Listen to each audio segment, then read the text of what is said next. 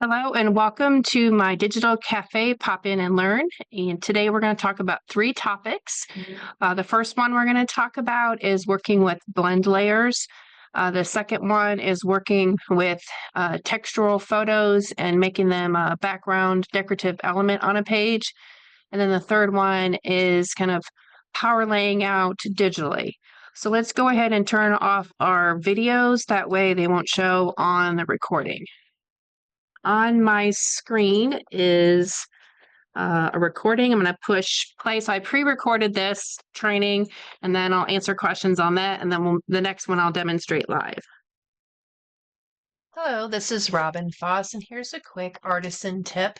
I like to use the blend layer effect to lessen textures or busy patterns on paper. So let me give you an example. So this paper and this layout on the right-hand page has a little bit of texture. I want to decrease that texture. So I'm going to go up here to the Format ribbon, Effects, Custom, and click on Add an Effect. Insert a blend layer. It defaults to this creamy yellow color. So I click solid color and colors in this image. So it pulls colors from that paper and you can decide, do I want to do a darker shade or do I want to do a lighter shade? So I kind of went with the lighter shade, or I'm sorry, a darker shade. All right, that looks great. So let's say I want to do it on this page over here as well.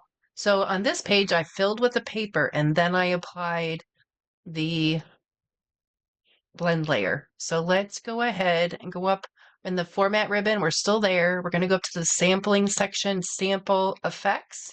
You can also right click on an element and do sample effects. Either way works. Okay, so we're going to go to the left page. I'm going to fill this strip with that same red paper. And that's fine. That's the middle of the paper. That's fine. Now I wanted to show you this. So it has a frame around the outside of it. And if I apply, let's see, the effects, it's going to remove that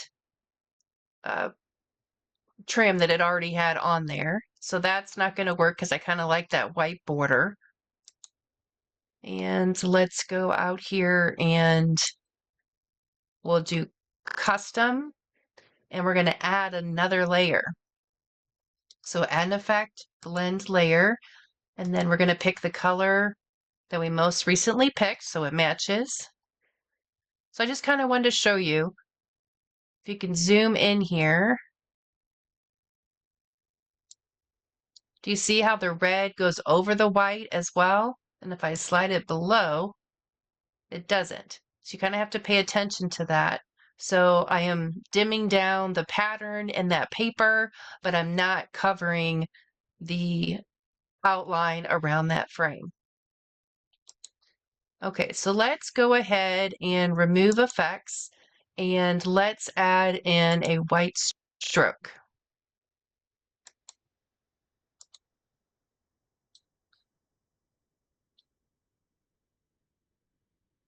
Might need to make that a little thicker so you can see what I want to show you. Okay, so now we have a stroke on there, and let's go ahead and apply that effect. So you can see with a stroke, we don't really have the ability to put that blend layer below it. It's a different feature. And so let's go ahead and remove effects. So here's my workaround on that. So let's say I have a stroke and I want the paper to have a blend effect. This is what I would do. I would add that paper to the page. I would apply that blend layer. So if we don't have that to apply, again, you would go out to Effects, Custom, and it's remembering what I did, so let's remove that. And then you go Add an Effect, Blend Layer, Solid Color, pick that recent color. Okay, okay. Now we have to flatten for this to become part of the element. So we're going to go ahead and do arrange, flatten. And then you can copy or cut. I'm going to go ahead and cut because I don't need this paper. I'm going to select that element, fill, paste. And now that paper with that blend layer added is what I'm choosing from. And my stroke still shows on that paper, on that element. So there's some tips on using blend layers on patterned or textured papers and how to work around when you have a frame or matte effect and also when you have a stroke. Thanks for watching. We'll see you next time. Bye-bye.